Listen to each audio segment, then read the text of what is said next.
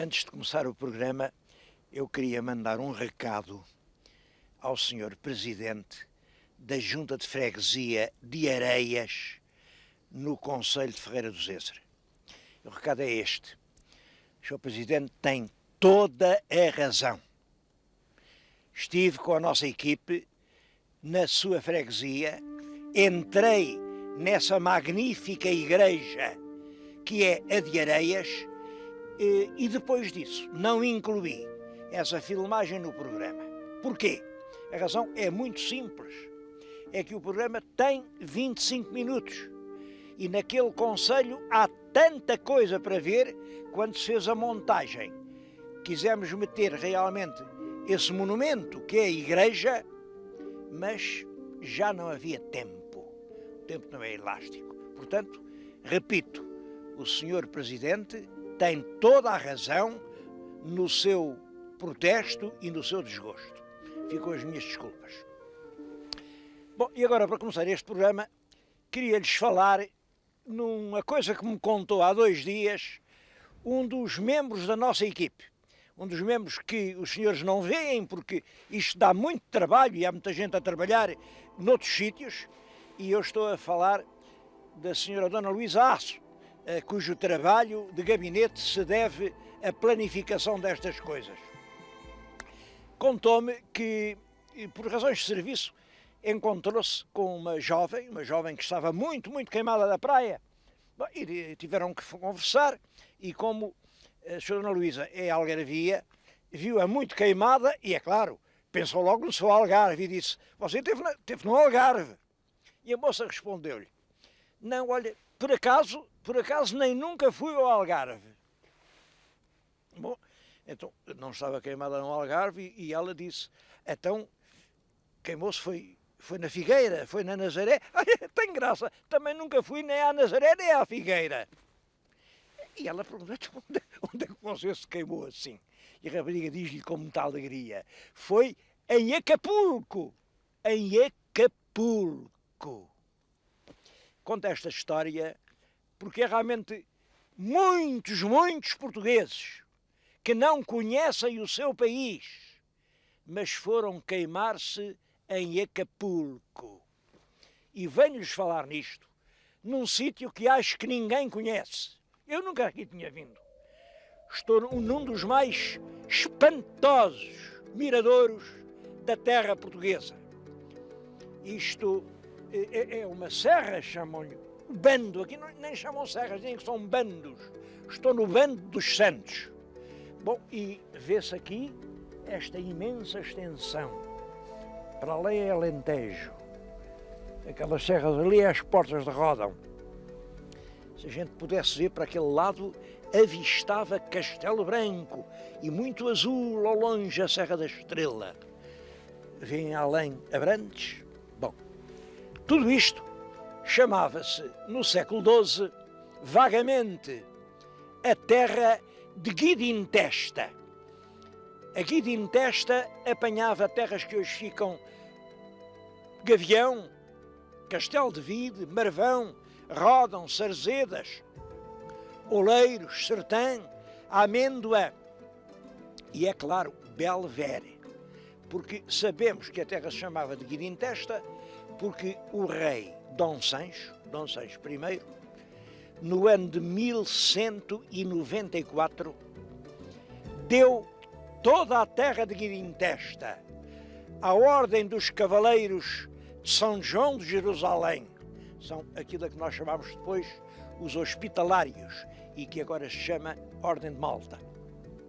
Deu-lhes isto tudo com a condição de eles fazerem um castelo a que o rei deu o nome. E o nome tinha que ser Belvedere. Belvedere quer dizer que lindíssima vista. Eu estou de acordo com o rei Dom Sancho. Que lindíssima vista. E que pena que tanta gente vá a Acapulco e não venha à terra da Guidintesta.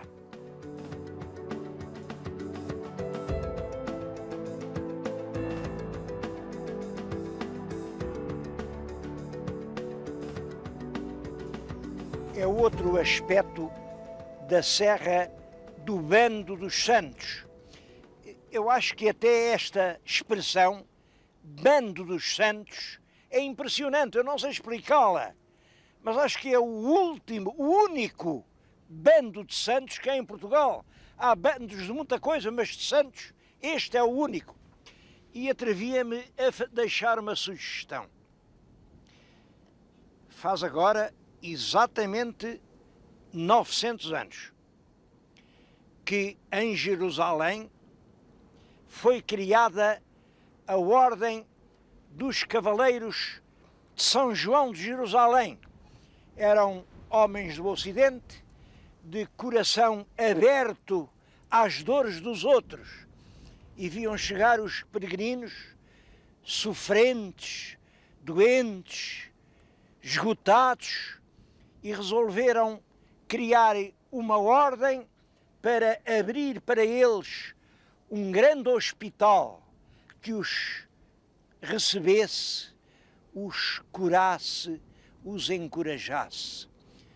Por isso, a Ordem dos Cavaleiros de São João de Jerusalém chamou-se a Ordem dos Hospitalários, a Ordem do Hospital, que teve tanta importância no nosso país.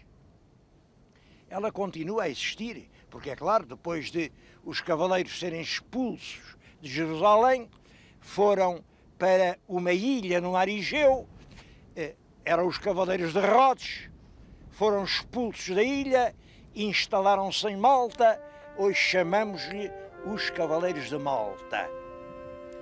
Que bonito seria aqui, nesta Serra dos Santos, fazer um grande, eu penso um grande mirante giratório, de onde se via praticamente um país inteiro, e fazer isso como homenagem aos homens que há 900 anos tiveram coração para o sofrimento dos outros.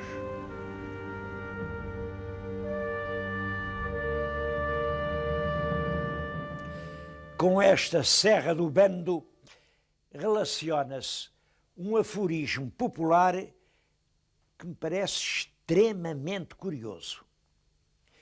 O aforismo, se eu bem me lembro, é assim: entre bando e rebando, e os dois caratões ambos, e a Rua da Amieira, e o Penedo do Alvado, há ouro arraiado, que chega ao ferro do arado. Reparem como isto é curioso. Entre bando e rebando, porque aqui ao cimo dos montes chamam bandos. E há vários bandos. Há este bando, há o bando dos santos, o bando dos cotes, e tudo isto são bandos. Bom, e os dois caratões. Eu só sei de um, aquele é um caratão, o resto não sei. Mas entre tudo isso há ouro arraiado. Ouro arraiado são pedras que têm pequenas raias de minério de ouro. Ainda aqui neste museu, estou-lhes agora a falar aqui no Museu João Calado Rodrigues, há bocados dessas pedras, pedras com ouro arraiado. Isso explica o facto de haver aqui ouro, explica que os romanos tenham vindo para cá muito cedo. Logo nos inícios da ocupação romana, no século I da Era Cristã, havia aqui muitos romanos. Eu estou a falar numa secção do museu dedicada à época romana. Tudo isto são áreas romanas, com inscrições. Aquilo são capitéis romanos, aliás, um bocado toscos e rudes. Não sei se indicam antiguidade, mas há aqui muita coisa romana e há muito mais do que isso. Quem vier aqui e quiser fazer uma ideia do que foi a ocupação romana, não pode deixar de ir ver, por exemplo, a ponte da Ladeira de Envendos, que é uma ponte extremamente bonita. Não pode deixar de ver o balneário também, o balneário da Ortiga, está hoje posto a descoberto, até uma das minas de ouro, a mina da Lagoa do Caratão. Quem quiser pode lá ir vê-la. estão os cascalhos, já lá não há ouro, naturalmente, mas os vestígios da mina são evidentes. Aqui, a presença romana foi muito importante e, em minha opinião, vem de que havia ouro. O ouro sempre chamou os homens. Agora, o que é curioso é que neste museu há coisas de muito antes da descoberta dos metais. Há aqui muito material do Paleolítico. No Paleolítico, os homens eram lá capazes de aproveitar o metal, sabiam lá o que era o metal. Havia a pedra. Pois bem, há aqui muito Paleolítico. Isso, a meu ver, vem de que era uma terra rica, uma terra com enormes florestas, e onde há florestas, há caça. Uma terra com muitos rios. O principal era o Tejo, mas havia grandes ribeiras que vinham do alto das serras desaguar no Tejo. Portanto, uma terra com muito peixe, uma terra onde a vida humana se fixou desde há perto de 20 mil anos. Uma terra muito antiga, portanto.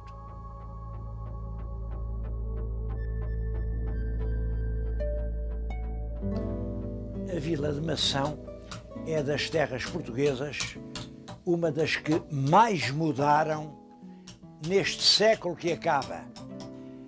Quem viesse aqui no princípio do século, cerca de 1900, encontrava muitas dezenas de moleiros, de curtidores, de cardadores, de tecedeiras. Aí nas ruas da vila ouvia-se constantemente a música dos teares, de peleiros, de sapateiros, de capoteiros. O famoso capote alentejano era feito aqui, em Mação, de pedreiros, de resineiros. Isto era um grande mundo de pinhais e o trabalho da resina ocupava centenas de pessoas, de serradores, de ferreiros. Pouca gente sabe que quase todo o nosso país pesava por balanças feitas em Mação. Eu tenho aqui uma sobrevivente. É uma balança romana. Estas balanças usaram-se em Portugal até há poucos anos. Bom, eu queria ainda falar nos latoeiros, que eram aqui numerosíssimos. Hoje ainda há um.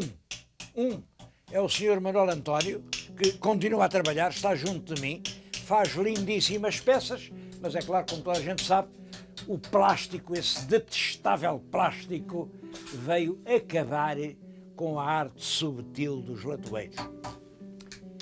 É a mudança, pois necessariamente tudo isso acabou. Agora, faço uma pergunta. E o que é que veio substituir isso? Já não há moleiros, curtidores, cardadores, tecedeiros, paleiros, sapateiros, capoteiros, pedreiros, resineiros, serradeiros. E agora o que é que há?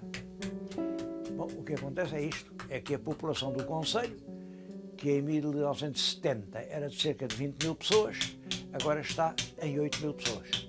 E se esta tendência não for realmente alterada, e agora começa a ser, vamos ver como, o concelho está condenado a ser um deserto. Isso não vai acontecer.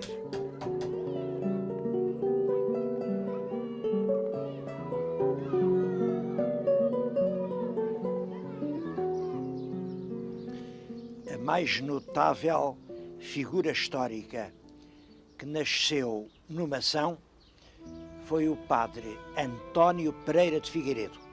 É hoje uma figura quase completamente desconhecida.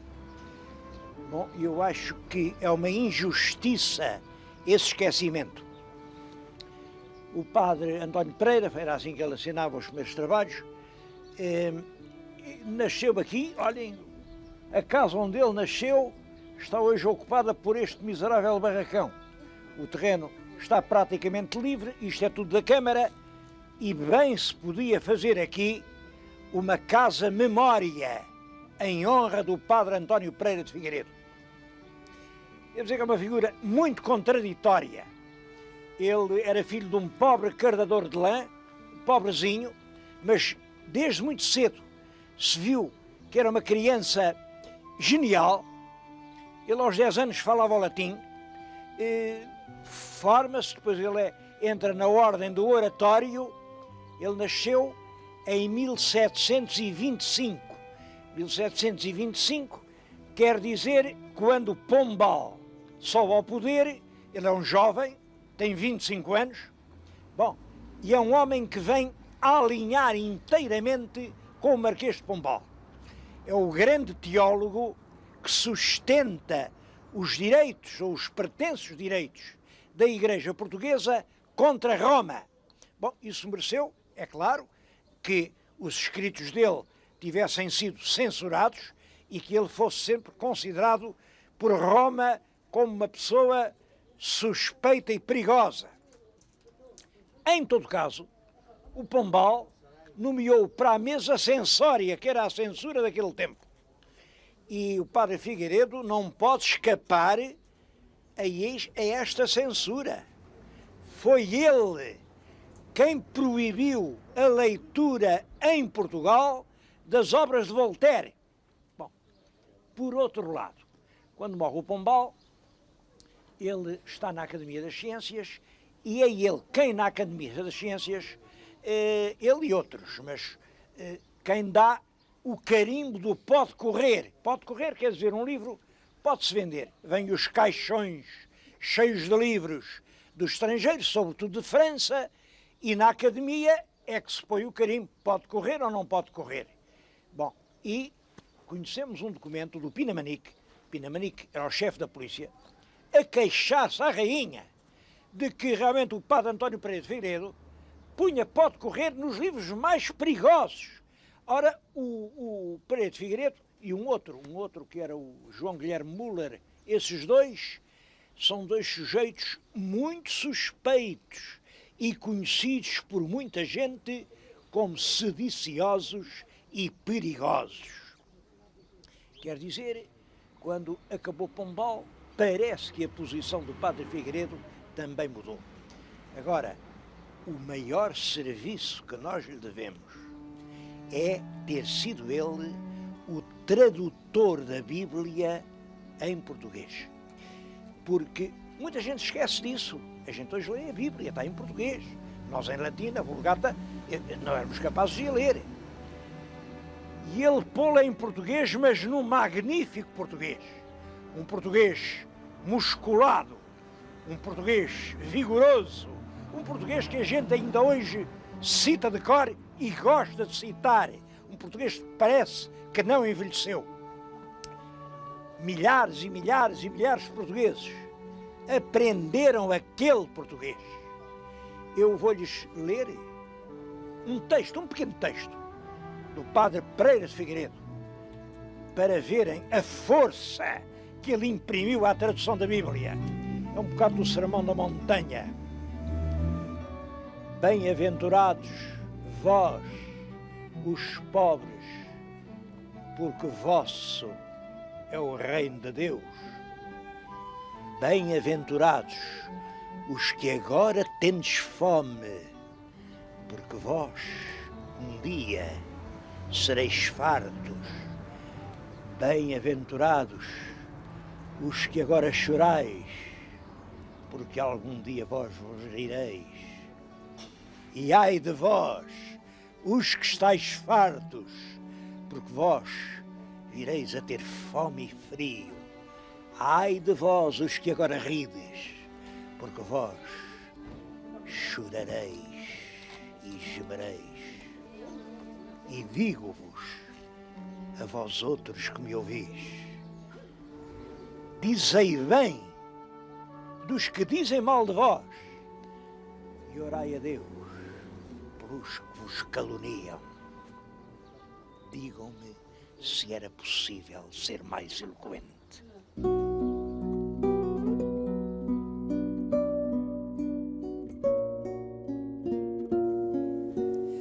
A atividade económica mais importante do Concelho de Mação é atualmente a produção de presuntos. Pensem nisto, 70% de todo o presunto consumido em Portugal é preparado aqui em Mação. Ora bem, e aqui não há porcos. Os porcos que dão origem a este presunto vêm da Bélgica, da Holanda, da Dinamarca, da Espanha. Porque é que eles fazem presuntos se não têm os porcos? A explicação é que os antigos cultivadores das pequenas fazendas, das parcelas, pagavam um foro pelo direito de terem aquela terra. E nesse foro fazia sempre parte do porco um quadrazil. Quadrazil é um presunto. O porco divide-se em 4, portanto, um quarto do porco é o quadrazil. Essa técnica de preparar o quadrazil para entregar à ordem ou ao dono da terra ou ao mordomo do rei, deixou esta boa técnica de preparar o presunto, que hoje dá origem a uma indústria extremamente importante.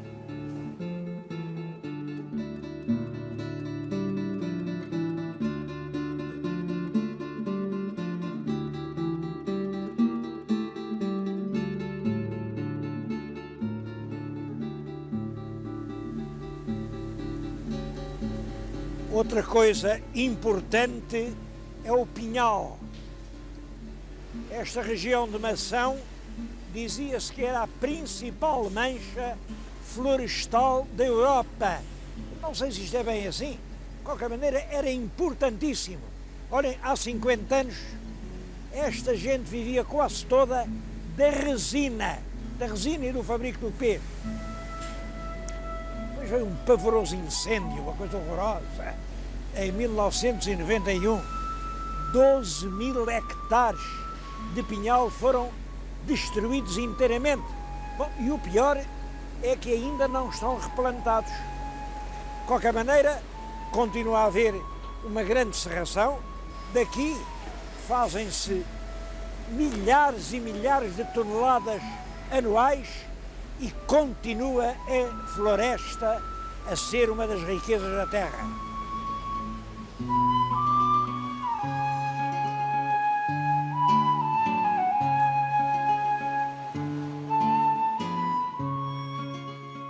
Mação era uma terra muito conhecida em todo o país por causa das lãzinhas. As lãzinhas eram tecidos de lã muito finos, nós chamávamos baietas, e ainda no século passado eram famosas as baietas de Mação. Hoje diz-se, que pena, tudo isso acabou. Não acabou coisa nenhuma. Continuam a fazer-se as lãzinhas em Mação. O que aconteceu foi isto, é que veio a era industrial, há uma grande fábrica, uma fábrica que tem a trabalhar 968 fusos, cada fuso, isto é a lã das ovelhas, a lã, transforma esta lã neste fio muito fino e cada fuso faz duas canelas destas por dia. Bom, devo dizer que isto equivale ao trabalho de perto de 500 mil de mulheres. Normalmente nunca houve essa gente em Mação. Portanto, hoje fazem-se muito mais lãzinhas em Mação do que durante toda a Idade Média. Estão aqui, eu tenho-as aqui junto de mim, são estes tecidos, eles são tecidos muito procurados, isto é tudo exportado, 90% disto é exportado. Só há uma dificuldade, é que para fazer isto não bastam as ovelhas e as máquinas, também são precisos os engenheiros. E em Portugal continuamos a não ter engenheiros têxteis, ao passo que apareceram milhares e milhares nesses cursos que se destinam às profissões sem emprego.